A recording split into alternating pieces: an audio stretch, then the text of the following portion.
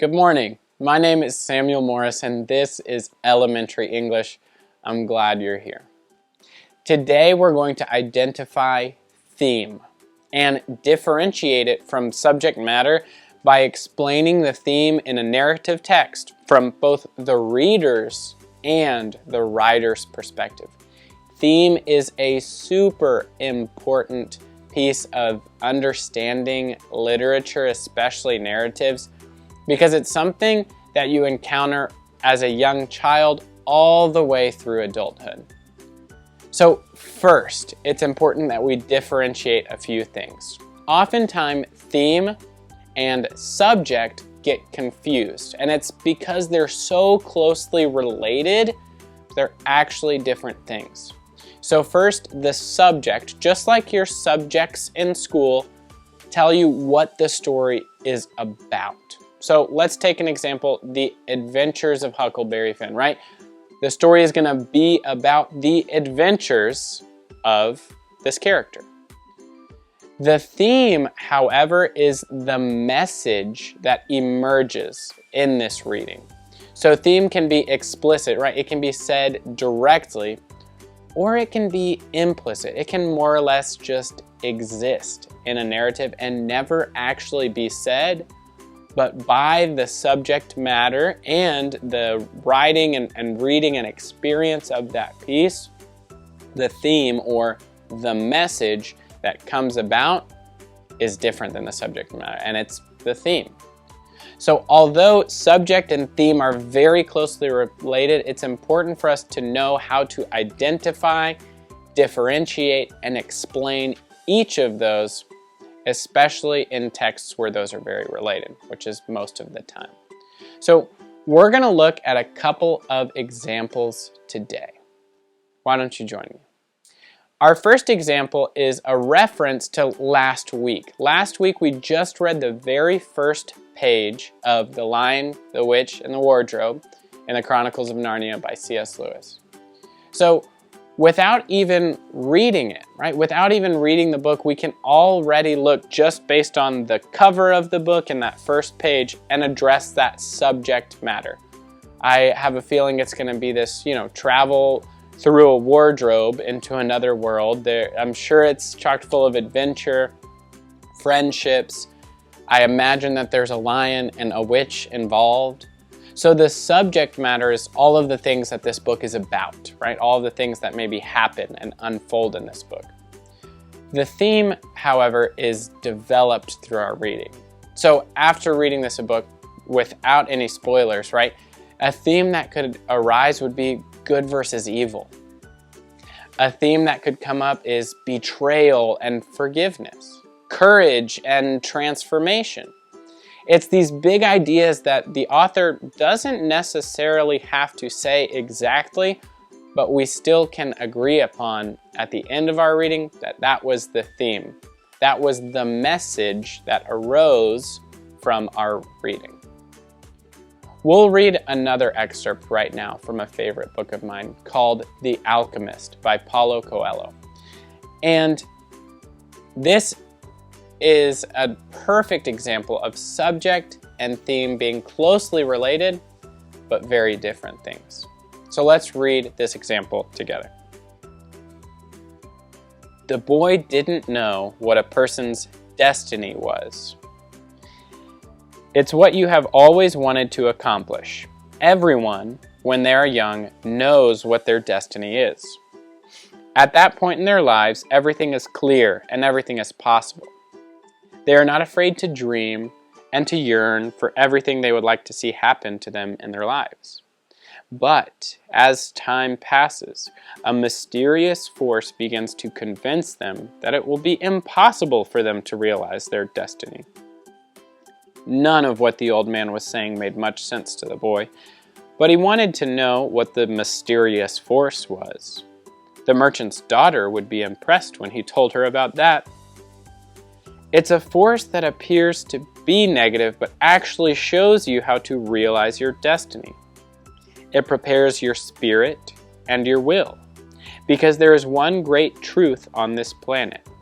Whoever you are, or whatever it is that you do, when you really want something, it's because that desire originated in the soul of the universe. It's your mission on Earth. Even when all you want to do is travel, or marry the daughter of a textile merchant, yes, or even search for treasure, the soul of the world is nourished by people's happiness, and also by unhappiness, envy, and jealousy. To realize one's destiny is a person's only real obligation. All things are one. And when you want something, all the universe conspires in helping you to achieve it. So, based on our reading of The Alchemist, on our very brief section of The Alchemist that we just read, we can tell the subject matter. It's a conversation between an old man and a young boy. I remember a mention of a search for treasure, marrying the daughter of a textile merchant, some sort of long, elaborate journey, it seems.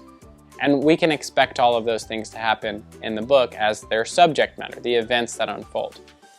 The theme, however, it's said explicitly here, and it's that feeling that comes up, that message that we receive from the old man in this excerpt. It's to follow your heart, to realize your destiny, to pursue your dreams, to believe in what you used to believe in, right? It's this message to believe. And that word believe is never actually said in that book. So theme is this very special thing that doesn't have to be said, but it's still a message that's salient and that's important in our reading. Lastly, I'm going to read a poem. This poem, both just like narrative and like other texts, has a subject and has a theme. So as I read this poem, I'm going to ask you to follow along with me and sort those two out. If something comes across, I want you to think, is this what it's about? Is this the subject? Or is this the message? Is this what the author is trying to get me to understand? Is this what the poet wants to tell me, to whisper to me, to teach me? And is that going to be theme? So as I read this, try to practice sorting those two out. Is this subject? Is this the theme of the poem? So let's look at this poem together. Hope is the Thing with Feathers by Emily Dickinson. Hope is the thing with feathers that perches in the soul and sings the tune without the words and never stops at all. And sweetest in the gale is heard, that sore must be the storm that could abash the little bird that kept so many warm. I've heard it in the chillest land and on the strangest sea, yet never in extremity it asked a crumb of me.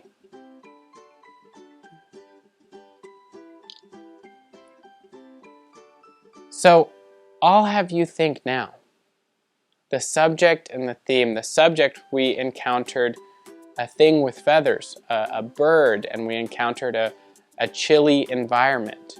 But the theme and the message, well, I'm going to stop there because that's the beauty of poetry. The theme is the message that arose for you, and oftentimes a group of people will agree on the message that comes about from a piece of literature and even disagree in a healthy way, and that's where it gets really fun and interesting. I think there's a slide after those two. Can we add that one? Yeah, that's perfect. Okay. So, as we wrap things up today, we've experienced subject, or what a story is about, and theme, or the message that arises in a story, in our reading. So reading is experiencing the subject and the theme. Writing, however, is creating that experience for someone else. So if we're to write the subject matter or to write the theme, we start with the subject matter. We start with the explicit, with this is what the story is going to be about. and the theme is the message that arises out of that. Or we start with the theme. We start with a message of, I want to write a book that is going to make people happy, make people feel good about themselves.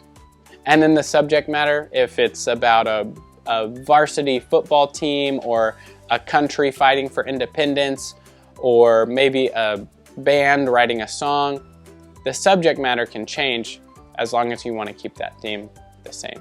So reading is experiencing and writing is creating that experience for others. And oftentimes the best writers are also pretty good readers.